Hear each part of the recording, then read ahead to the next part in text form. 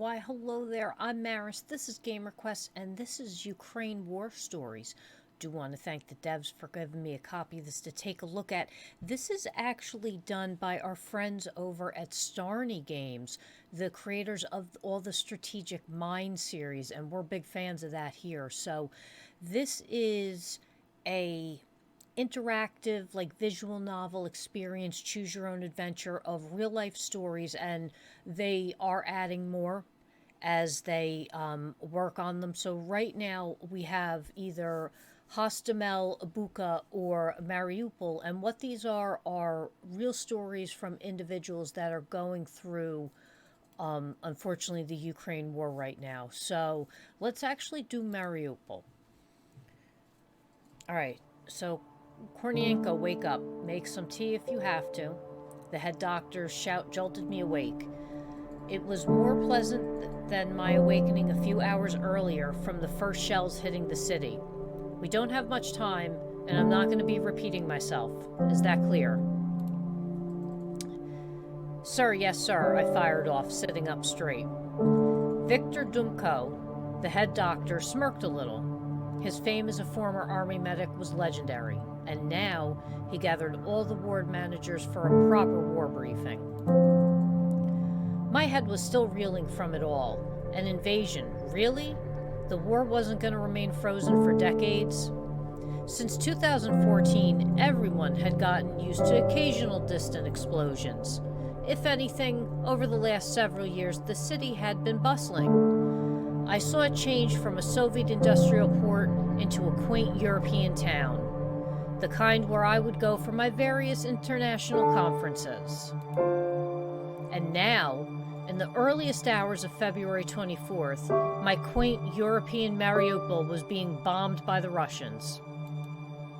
My girlfriend Anya and I woke up around 4 from the first explosions. It must have taken us about 10 minutes to get dressed and drive to the hospital. I was the head of surgery, and she, my assistant. And even if this wasn't a full invasion, explosions in the city meant we'd soon have our hands full.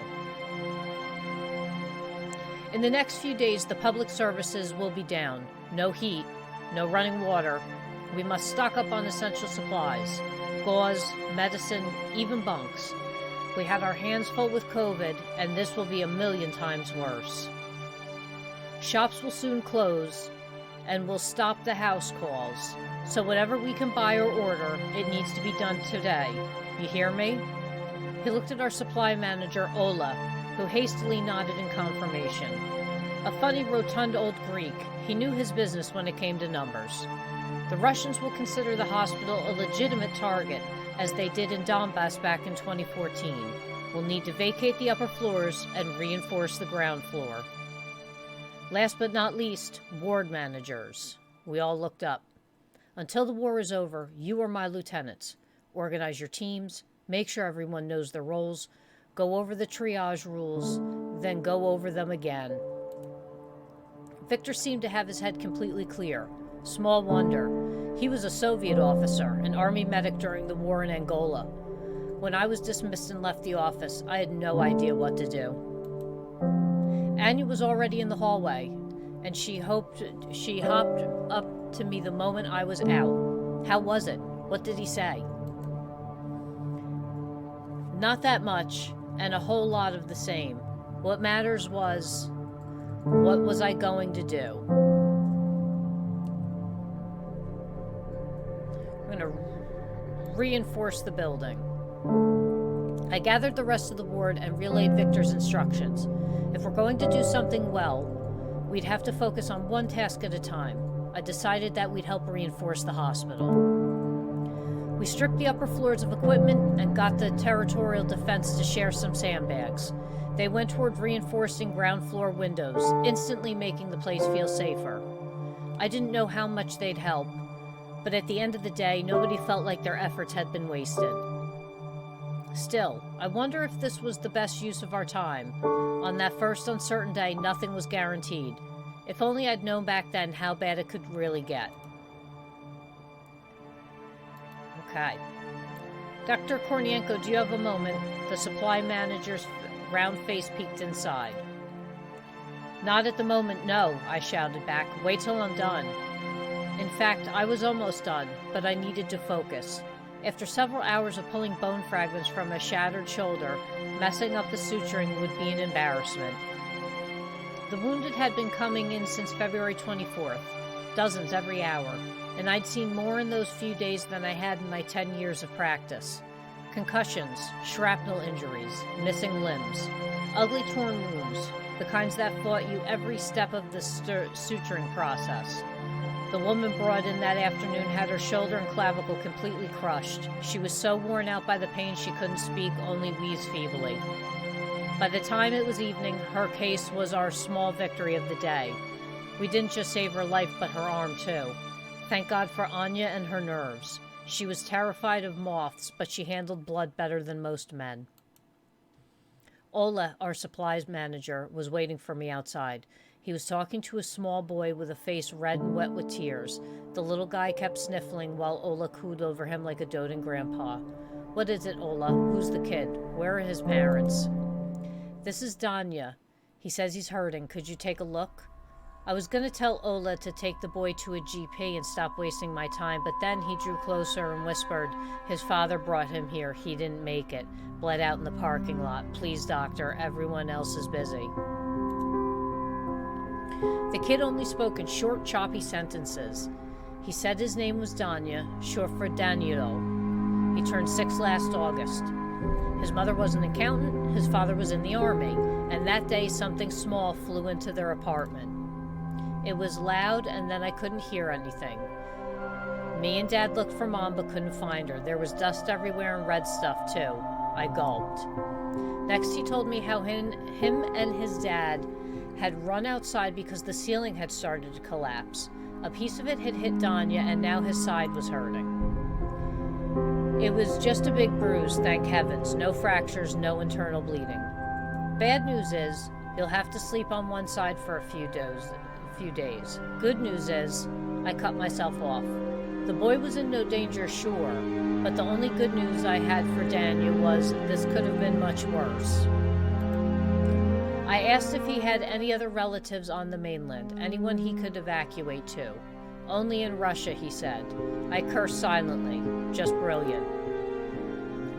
It was getting late and the boy needed a place to sleep. There was a room in the basement, but a night in that iodine-smelling catacomb wasn't going to be easy for a scared little kid. Of course, I could just give him my cot. Anya and I had 2 of those brought in a tiny room in the basement level, turned into my new office. Then again, I needed rest too if I was going to have a steady hand in the morning.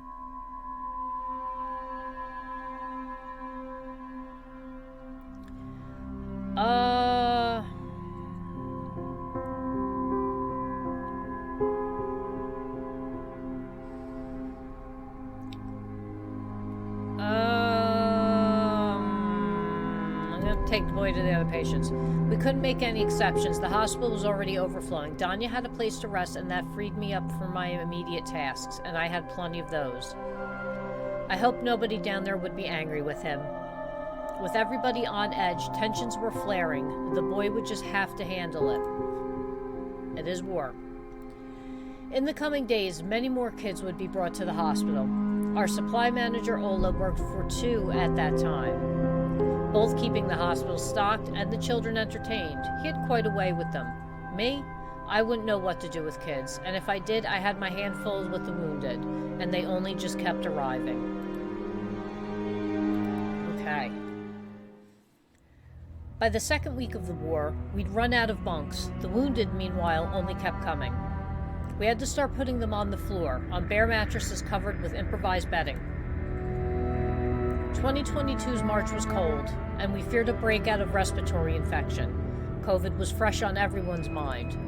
At least there was a silver lining. It snowed heavily, and snow could be melted down to water.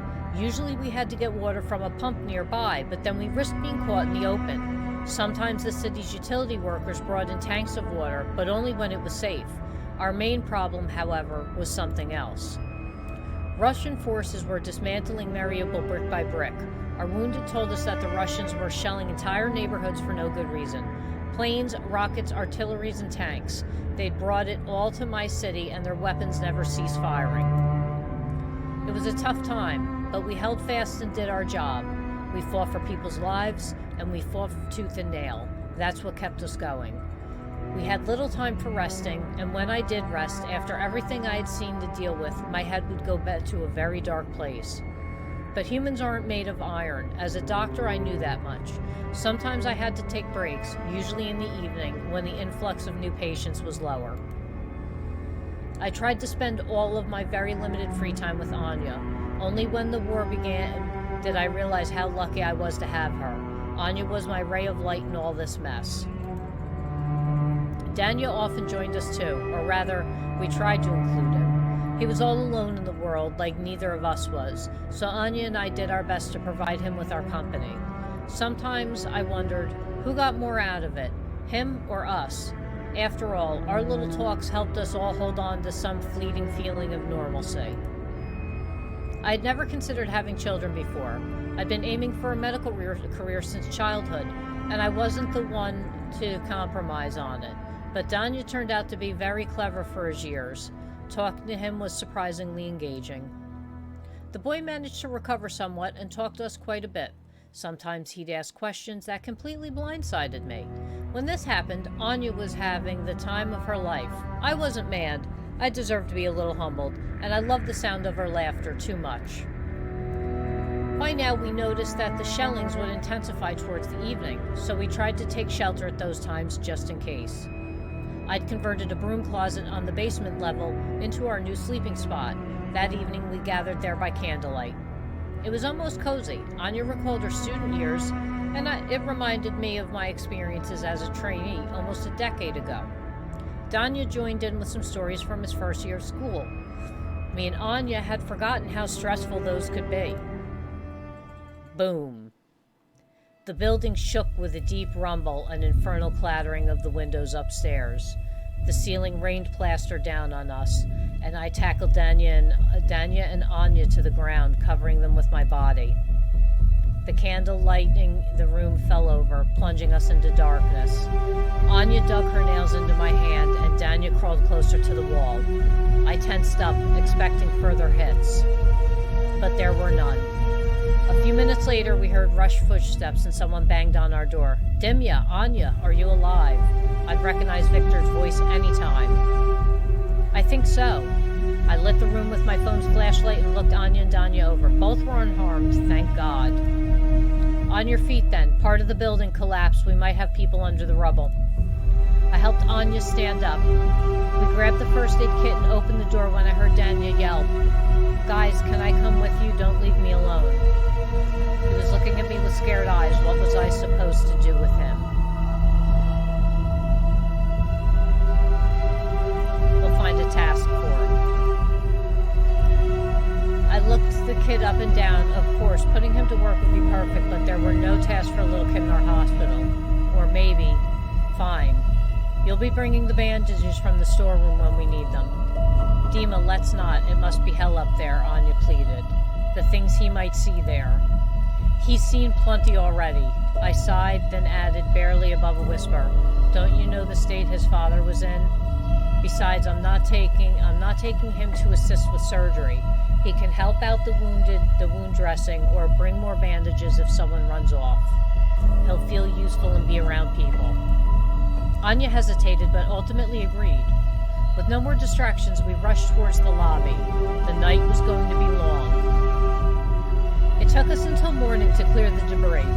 Exhausted, me and Anya sat down against the wall in the lobby, watching the dead being rolled into the white sheets. That night cost us 4 patients. 2 more were missing, including our supply manager, the old Greek Ola Pikadou. I can't pronounce that, sorry. Perhaps he got buried under the rubble. The war just kept taking people from us. You're lucky to be alive, you know that? I mumbled to the soldier, and we were lucky that his uniform indicated his blood type. Right below his Azaz breast patch, I could immediately send my nurse for type A negative. Pierced femoral artery. I could tell from the man's skin color that he needed at least 2 bags. That morning, the military brought in several of their wounded. Most of them only needed their wounds dressed, but one soldier was critical, a young fellow they called Hindu. I quickly found out why. Meh, if I die, I'll just wake up in a new body, he grinned through the pain, with all the blood still in it. He was barely lucid, worn out by pain and blood loss, but he could still tell jokes. I was honestly baffled. If I were him, I'd be screaming my head off. We couldn't snipe him back. He was holed up good, second floor, so he pantomimed aiming and firing a rocket launcher several times. Boom, brought the third floor down on him. Hindu grinned again. As I finished inspecting his leg, I awkwardly smiled back. Of course I was glad to hear our soldiers were fighting the Russians off, but I had bigger problems on hand. There was no exit wound on Hindu's thigh. There was still a bullet stuck inside. Damn it. Dima, hearing Anya's voice was a relief. I'll need an assistant. You're here, good. We've got surgery coming up. Hindu, this is Dr. Philipchuk. That's when I saw that the soldier had passed out. Dima, they brought in a woman, shrapnel injuries, heavy bleeding. None of the relatives knew first aid. I rushed to check the pulse. It was there, but weak and uneven. I need to remove that bullet as soon as I... Hold on, what woman? Oh God, I'm sorry. I'm so sorry. I tried to help, but another woman cried. I turned around and saw them. Anya, the woman who spoke, and the wounded one lying on one of the mattresses. I could see the blood-soaked gauze showing from under her skin, deep crimson and soaked through, barely stopping any bleeding. Doctor, please, she's my sister. She's got, oh goodness, she has kids back home. I felt Anya grab me by the sleeve, snapping me out of my daze. I pointed toward Hindu. This man is in critical condition. Someone else has to be. Mila has kids. Mila was dying. More orphans were in the making, as if poor Danya's eyes hadn't been stuck in my head already. But she couldn't wait, but neither could Hindu. I closed my eyes and took a deep breath. Anya, get the tools. You're assisting. We'll be operating on both. If neither can wait, we'll be operating them both. I looked over both patients. I could help Hindu quicker and let Anya take over while I moved on to Mila, the hard case. Until then, Anya would only have to keep her from bleeding out. Shit, She cut herself off. Before all this, she despised swearing. Okay, sorry. If you're sure we can do this. I wasn't sure, ideally. I have to have 4 hands, but I didn't, so Anya's hands would have to suffice. She was an extremely competent doctor, but she had never conducted an operation by herself before. But with her talent, some of my skills should have rubbed off on her. Thankfully, the bullet didn't split apart inside the wound, something I'd seen smaller calibers do a lot. No, this one was in one piece, ugly and deformed. I extracted it bit by bit, sometimes switching over to the wounded woman, pulling out a fragment or two, then going back to Hindu. Anya handled the secondary tasks, hooking up the IVs, detoxification, antibiotics, and painkillers. She too worked on 2 patients at once. When I needed her to take over, she followed every instruction, and when I couldn't provide them, her instincts were superb. And in the end, both Mila and Hindu would live. We put the metal we extracted on the same tray, ugly edge shell fragments next to a single warped bullet-drenched 7.62 millimeter bullet. It was grisly, but it was a testament to the 2 saved lives. It didn't take long for the entire hospital to learn about it. To little Danya, what we had done there made me a superhero.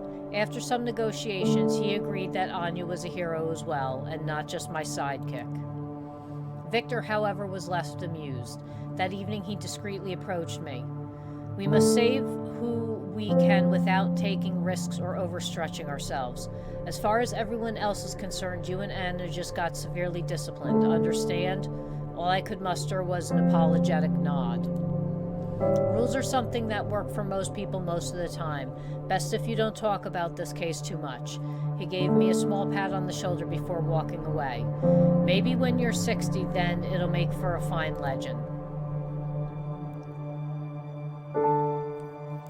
So you can see there's a lot going on. Again, all these stories are from people that lived them. So these are situations. Now, the stories are not, you can see when the options are coming up. So, yes, you can have some changes to them, but I don't want to, spoil everything because you're going to want to go pick this up and check it out and play it for yourself. So, not a good situation to be in. You never want to see people fighting, ever, for any reason. It's not worth it. So like the video, subscribe to the channel, and I will see you all later. Bye-bye.